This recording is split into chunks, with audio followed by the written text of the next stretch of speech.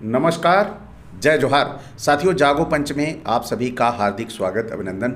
साथियों, हमारे समाज में दशहरे पर रावण को जलाया जाता है और दशहरे पे ही महिषासुर की छाती में त्रिशूल डालकर 9 दिन मारने की मूर्ति भी लगाई जाती है।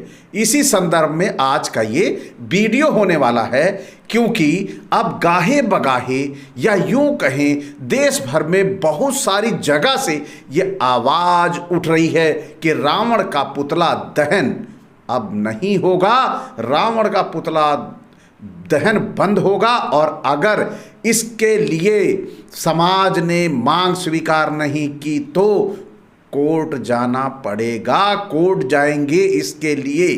तो साथियों, रावण का पुतला दहन नहीं होगा, रावण नहीं जलाया जाएगा, लेकिन महिषासुर की छाती में 10 दिन त्रिशूल जरूर घोंपा जाएगा। आखिर क्यों? आइए चलते हैं। मेरी जुबानी नहीं, ये अमर उजाला ने उज्जैन के महेश पुजारी की वीडियो अपने YouTube चैनल पर डाली है, वहीं से संदर्भित इस वीडियो का निर्माण हो रहा है। तो पहले देखते हैं कि रावण क्यों नहीं जलेगा, फिर मैं अंत में बताऊंगा कि महिषासुर की छाती में त्रिशूल क्यों नहीं घोंपा जाएगा। आखिर दोनों में से रावण बड़ा अपराधी है या फिर बड़ा अपराधी महिषासुर है? तो बड़ा अपराध किसने किया था आखिर, ये इन्हीं की भाषा में पहले समझ लें कि अमर उजाला ने क्या कवरेज की है। अखिल भारतीय युवा ब्राह्मण समाज ने ये मांग उठाई है और पिछले वर्ष से उठाई है कि अब देश में रावण दहन बंद होना चाहिए। या तो जितनी भी संस्थाएं रावण दहन करती है वो सब प्रमाण दे कि रावण अधर्मी था और उसने अधर्म किया है। सीता हरण किया जरूर है, लेकिन ये अधर्म में आता है या नहीं आता है ये पहले स्पष्ट करे, बताए, शास्त्र मुताबिक बताए।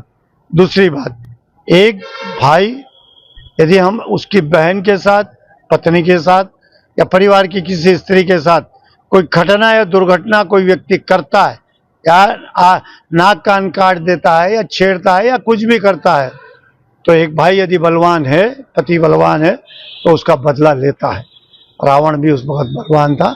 शूर्पणखा की नाक कान काटी गई थी, इसलिए उसने, और शूर्पणखा तो ब्राह्मणी थी, तो इसलिए उसने उसका बदला लेने के लिए और अपना मोक्ष कराने के लिए, वो जानता था कि राम का अवतार है और इनकी ये करने से ही मेरा और मेरे कुल का उद्धार होगा, इसलिए वो उसने रचना रची और ये काम किया। वो अधर्म नहीं है, वो धर्म था।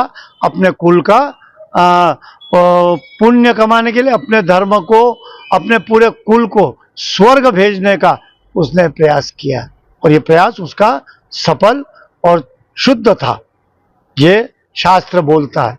आइए चलते हैं। अखिल भारतीय युवा ब्राह्मण समाज ने यह मांग उठाई है और पिछले वर्ष से उठाई है। तो साथियों, सबसे पहले मैं बता दूं आपको, वीडियो मैं 1 मिनट का इसमें रेफरेंस सुनाऊंगा कि उन्होंने कहा है, बाकी उन्होंने जो बोला है वो मैंने लिख रखा है, जैसा बोला है वही हूबहू मैं आपको सुना रहा हूं।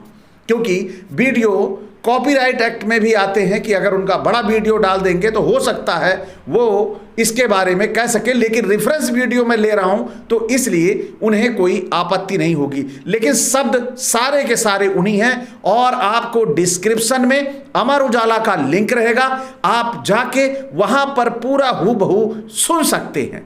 तो साथियों, आइए देखते हैं। अब देश में रावण दहन बंद होना चाहिए, या तो जितनी भी संस्थाएं रावण दहन करती हैं वह सब प्रमाण दे कि रावण अधर्मी था, उसने अधर्म किया है, सीता हरण किया जरूर है। अब देखिए बात आ रही है, यहीं से सवाल उठेगा, महिषासुर की भी बात यहीं पे आएगी। और क्या हो रहा है, सीता हरण किया जरूर है, लेकिन यह अधर्म में आता है या नहीं आता है, यह पहले स्पष्ट करें, बताएं, शास्त्र मुताबिक बताएं। दूसरी बात, एक भाई यदि हम उसकी बहन के साथ, पत्नी के साथ या परिवार की किसी स्त्री के साथ कोई घटना या दुर्घटना कोई व्यक्ति करता है या नाक कान काट लेता है या छेड़ता है या कुछ भी करता है, तो एक बलवान भाई यानी कोई भी भाई होगा, यदि बलवान है, पति बलवान है, तो उसका बदला लेता है। यानी रावण का डिफेंस कितने तरीके बढ़िया तरीके से किया गया है। यही डिफेंस अभी जब महिषासुर पे होगा तो इन्हें बहुत बड़ी तकलीफ होने वाली है। आइए चलते हैं, देखिए क्या कह रहे हैं ये।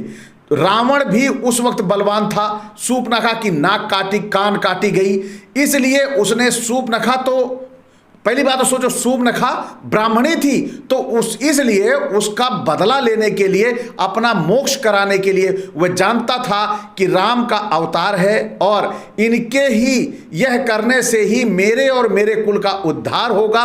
इसलिए वह उसने रचना रची और यह काम किया। वह अधर्म नहीं है, धर्म है।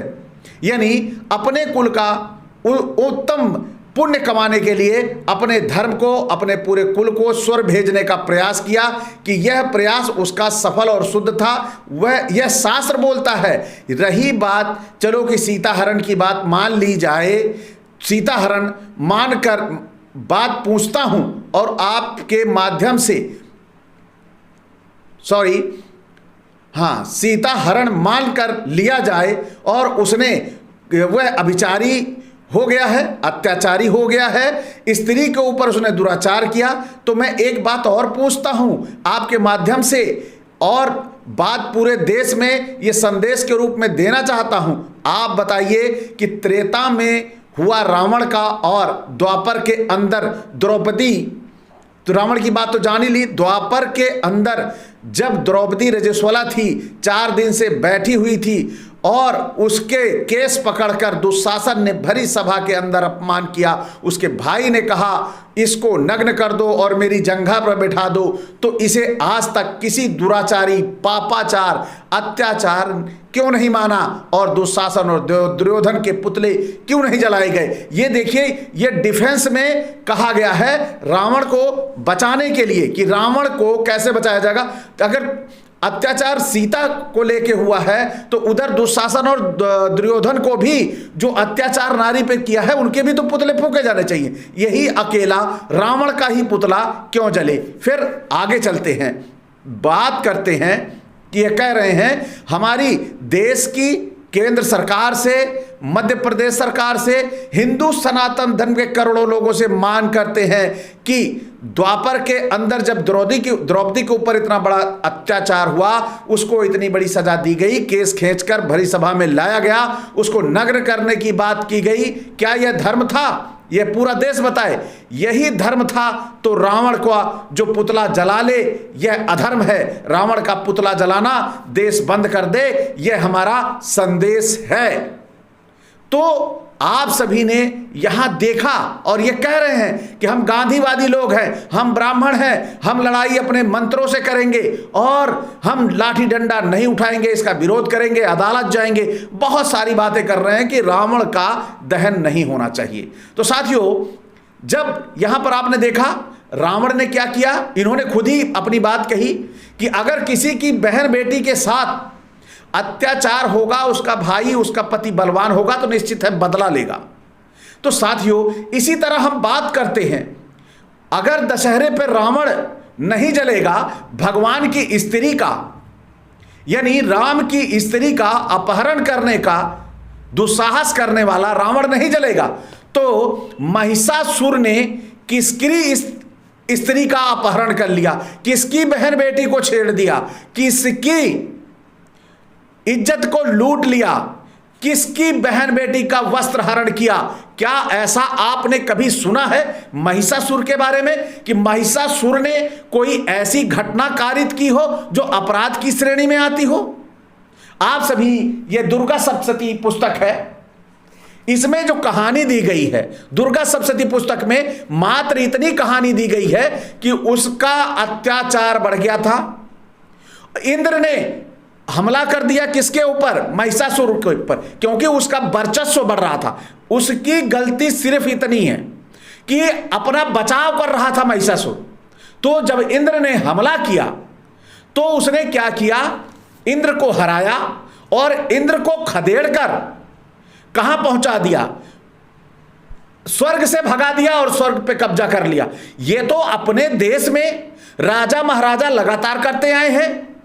ये तो बहुत पहले इतिहास ही रहा है। कभी किसने किसको, राजा ने किसको हराया, कभी राजा ने किस पे आक्रमण किया। तो क्या यह अत्याचार की श्रेणी में आता है कि आप उसके 9 दिन छाती में भाला खोसे रहोगे?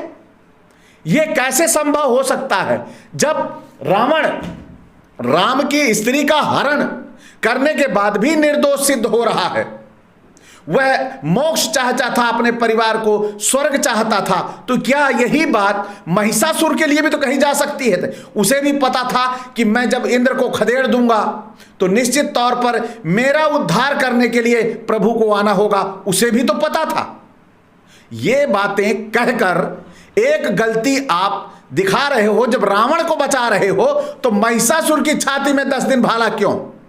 यही सवाल है, यही बात है। कोई एक अपराध अगर आपको इसके अलावा कि उसने इंद्र को स्वर्ग से खदेड़ दिया था, कोई एक अपराध हो तो बताओ। और अगर ना बता पाओ तो आप भी उसकी छाती से 10 दिन का भाला हटा लीजिए, क्योंकि अब लोग जागरूक हो रहे हैं और सारा समाज जो महिषासुर को मानता जानता है वह भी कोट जाएगा। क्योंकि जब रावण का पुतला बच सकता है तो महिषासुर की छाती में भाला कैसे घुस सकता है 9-9 10 दिन? अगर तुम्हारी भावना आहत होती है, तुम्हें तकलीफ होती है कि कुछ उल्टा सीधा देवी देवताओं को ना कहा जाए, तो आग्रह है कि आप भी बंद कर दीजिए ऐसा करना। आप अपनी देवी की साक्षात मूर्ति लगाइए, कोई आपत्ति नहीं है, लेकिन उसमें छाती पे 9 दिन भाला 10 दिन भाला अगर घोंपे रहेंगे तो ये बर्दाश्त नहीं होगा। क्योंकि आप ही का समाज, आप ही के लोग ये कह रहे हैं कि रावण निर्दोष है। तो रावण अगर निर्दोष है, एक अवतार की पत्नी का हरण करने का और करने के बाद भी निर्दोष है, तो निश्चित तौर पर महिषासुर का तो इतना बड़ा कोई दोषी नहीं है कि वह दोषी कहा जाए। उसने तो एक राजाओं की भांति हमला करके दूसरे राजा को हराया है। तो साथियों, आज का ये वीडियो आपको कैसा लगा? अच्छा लगा हो तो लाइक करें। साथ ही आप जो साथी यहाँ तक देखते आए हैं, अगर उन्हें लगता है कि जागो पंच ने बहुत अच्छा अपना विचार प्रस्तुत किया है कि हमारे समाज के ये लोग जब एक स्त्री के अपहरणकर्ता को निर्दोष साबित करने की बात करते हैं, उसके दहन की रोकने की बात करते हैं, तो जागो पंच भी बात करता है ऐसे व्यक्ति की जो न्यायप्रिय था। उसके न्याय की चर्चाएं सब जगह, मैसूर चले जाइए और जहां जहां भी उनका है, आदिवासी जितने हैं आदिवासी पूजा करते हैं। तो जब वो पूजा करते हैं तो निश्चित तो कुछ तो अच्छे गुण रहे होंगे। तो उसी तरह इनके वो गलतियां आप बताइए जो वास्तव में लगे कि आप 10 दिन भाला घोंप के अच्छा करते हो। अगर ऐसा आप संतुष्ट कर देते हो तो निश्चित तौर पर मैं भी मान लूंगा कि महिषासुर वास्तव में गलत थे। वरना जब रावण यहां निर्दोष सिद्ध हो रहा है तो महिषासुर पूरी तरह से निर्दोष और पाक साफ है। तो साथियों, इसी के साथ मैं विदा चाहूंगा। नमस्कार, जय जोहार।